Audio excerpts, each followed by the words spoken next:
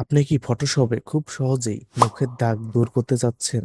আজকের ভিডিওতে আমি দেখাবো কিভাবে মাত্র কয়েক স্টেপে স্কিনের পিম্পল দাগ রিমুভ করবেন এবং সাথে ন্যাচারাল স্কিন টেক্সচার ফিরিয়ে আনবেন, যেন ছবিটা দেখে না বোঝা যায় এটা এডিট করা হয়েছে। তো চলুন কথা না বাড়িয়ে শুরু করা যাক। প্রথমে আমরা আমাদের ফটোশপটি ওপেন করে নেব। তারপর এখানে ওপেন থেকে আমাদের ইমেজটা আমরা এখানে সিলেক্ট করে দেব, তারপর ওপেনে দেব। তাহলে কিন্তু আমাদের ইমেজটা এখানে হয়ে যাবে, অ্যাড হয়ে যাবে। তারপর আমরা একটু জুম করে নেই, আমাদের ফেসের উপর আমরা জুম করব।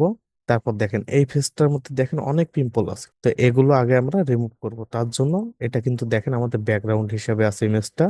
এটাকে আমরা কন্ট্রোল জে দিয়ে কপি করে নেব, একটা কন্ট্রোল জে দিয়ে কপি করে নিলাম। তারপর আমরা আরেকটু জুম করে নেই, তারপর আমরা এই ব্রাশ টুলটা নেব, এটা কিন্তু আমাদের স্পট গুলো দূর করে দিবে। তো একটু জুম করে নেই। আমরা এখানে যে পিম্পল গুলো আছে এর উপর হালকাভাবে এভাবে ব্রাশ করব অথবা ক্লিক করব, তাহলে কিন্তু এগুলো দেখেন রিমুভ হয়ে যাবে। তো যতটুকু হয় আমরা করে নেব, একবারে যে সম্পূর্ণটা রিমুভ হয়ে যাবে সেটাও না, আমরা হালকার উপর এভাবে করে নেব যতটুকু হয় আর কি। তো এইভাবে আমরা হালকার উপর স্পট গুলো রিমুভ করে ফেললাম। তারপর এই লেয়ারটিকে আরেকটা আমরা কপি করব, তো এটা কন্ট্রোল জে দিয়েও কপি করতে পারি। এবার এটাকে টেনে এনে যদি আমরা প্লাস আইকনে ছেড়ে দিই তাও কিন্তু এটা কপি হয়ে যাবে। এটাকে কপি করার পর এই ব্লেন্ড মোডটা আমরা চেঞ্জ করে দিব।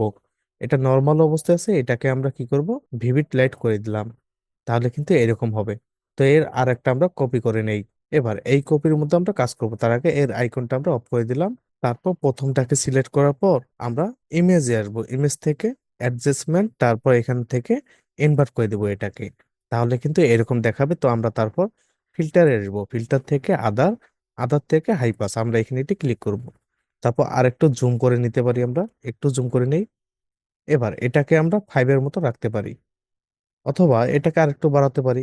ধরেন আমরা 5.8 রাখলাম। রাখার পর ওকে দিব, ওকে দিলে কিন্তু এটা অ্যাড হয়ে যাবে। তারপর আমরা কি করব, আবার ফিল্টারে আসবো, ফিল্টার থেকে ব্লার, ব্লার থেকে গ্রোশন ব্লার, আমরা এখানে একটি ক্লিক করব। এবার এখানে আমরা এর সাইজটা একটু দেখবো যে কোনটা আমাদের ফেসের সাথে যাচ্ছে। এটাকে যদি বাড়িয়ে দেই তাহলে কিন্তু দেখেন আমাদের দাগগুলো দেখা যাচ্ছে, তো এটাকে আমরা একটু কমিয়ে দিই। এটাকে ধরেন আমরা 1.4 এরকম রাখলাম, রাখার পর ওকে দিব। ওকে দিলে দেখেন এটা অ্যাড হয়ে যাবে। তারপর এটাকে আমরা মার্কস করে নেব। এবার হোয়াইট কালারটা সিলেক্ট থাকা অবস্থায় আমরা কি করব, কন্ট্রোল আই দিব। কন্ট্রোল আই দেওয়ার পর এইখানে দেখেন উপরে দিয়ে আছে ব্ল্যাক এবং নিচে দিয়ে আছে কি হোয়াইট। তো আমরা রাখবো উপরে হোয়াইট এবং নিচে ব্ল্যাক। এটা রাখলে কিন্তু আমাদের কালারটা অ্যাড হয়ে যাবে, যেটা এখনই আমরা নিলাম। তো এটাকে আমরা হোয়াইট করে দিলাম। তারপর আমরা ব্রাশ টুলে আসবো। ব্রাশ টুলে আসার পর ব্রাশ টুলের সাইজটা আমরা একটু কমিয়ে নেই, এরকমটা রাখি। রাখার পর এর অপাসিটিটা আমরা 30-এর মতো রাখতে পারি, 30 রাখলাম। রাখার পর পুরোটা আমরা 40-এর মতো রাখবো, তারপর এভাবে ব্রাশ করব। তাহলে কিন্তু এটা অ্যাড হয়ে যাবে। তো এইভাবে আমরা আমাদের স্কিনের মধ্যে ব্রাশ করব। আমরা ব্রাশ করতে থাকি, যে দাগটা থাকবে ওটা আবার আমরা রিমুভ করব। তো এইভাবে আমরা ব্রাশ করলাম। তো এটার আইটা যদি আমরা অফ করে দিই, তো আগে ছিল এরকম, এখন হয়েছে এইরকম। তো এরকম থাকলো। তারপর দেখেন আমরা যেটার আইকন অফ করেছিলাম সেটাকে আইকনটা কি করব, দিয়ে দিব। তো এটাকে আমরা নর্মাল করে দিতে পারি, আপাতত নর্মাল করে দিলাম। তারপর উপরে যে লেয়ারটা আছে এটাকে আমরা এর সাথে মার্কস করে দেবো। ক্রিয়েট ক্লিপিং মার্কসে ক্লিক করার পর এটা মার্কস হয়ে গেল। তারপর আমরা কি করব, নিচের যে লেয়ারটা এখনই আমরা আইকনটা অফ করলাম এটাকে সিলেক্ট করব।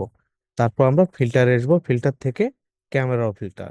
ক্যামেরা ফিল্টারে আসার পর আমরা ফেসের উপর একটু জুম করে নেব। তারপর আমরা নিচে আসব, এখানে দেখেন ডিটেল, আমরা এখানে সিলেক্ট করব। তারপর এখানে নয়েস রিডাকশন, এটাকে আমরা কি করব, একটু বাড়িয়ে দিব। এটাকে ধরেন আমরা 80-এর মতো রাখতে পারি। তারপর কালার নয়েস রিডাকশন, এটাকে আমরা 100 করে দেবো। তাহলে কিন্তু এরকম দেখাবে। তো আমরা বেসিকে আসি, বেসিক থেকে এর টেক্সচারটা একটু বাড়িয়ে দেবো হালকা করে। এটাকে ধরেন আমরা 15-এর মতো রাখলাম। রাখার পর আমরা ওকে দিব। ওকে দিলে কিন্তু এটা এরকম দেখাবে। তো এটাকে আমরা কি করব, মাস্ক করে দেব। তারপর কন্ট্রোল আই দিব। কন্ট্রোল আই দিলে এরকম দেখাবে। তারপর ব্রাশ টুলে আসবো, ব্রাশ টুলে আসার পর অপোসিটি যেরকমটা আছে এরকম থাকবে। আমরা এইভাবে একটু ব্রাশ করব।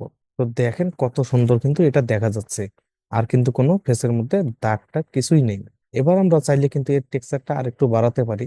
তো না বাড়ালে কোনো সমস্যা নেই, আমাদের কিন্তু ফেসটা একদম ক্লিন হয়ে গেছে। তো সবগুলোকে যদি আমরা গ্রুপ করে নেই একটা, তারপর এর আইকনটা যদি অফ করি তাহলে আমরা দেখতে পারবো আগে কি রকম ছিল এখন কি রকম হলো। এর আইকনটা আমরা অফ করে দিলাম, তাহলে দেখেন আগে ছিল এরকম, এবার আমাদের এডিট করার পর হয়েছে এরকম। তো দেখেন কোনো কিন্তু পিম্পল দাগ নেই এইখানে। তো আপনারাও কিন্তু এটা সহজেই করতে পারেন। আর এটা দেখে কেউ বলবে না যে এটা আমরা এডিট করেছি, এটা একদম ন্যাচারালের মতো মনে হচ্ছে। তো এটা আপনারা সবাই করতে পারবেন। তো এইভাবেই আপনি খুব সহজেই কিছু টুল ব্যবহার করে মুখের দাগ সম্পূর্ণ রিমুভ করতে পারবেন এবং আবারও ন্যাচারাল স্কিন টেক্সচার ব্যাক করতে পারবেন, একদম তাও আবার প্রফেশনাল লুকে। ভিডিও ভালো লাগলে অবশ্যই একটি লাইক দিবেন আর সাবস্ক্রাইব করতে কিন্তু ভুলবেন না। কথা হবে আগামী কোনো ভিডিওতে।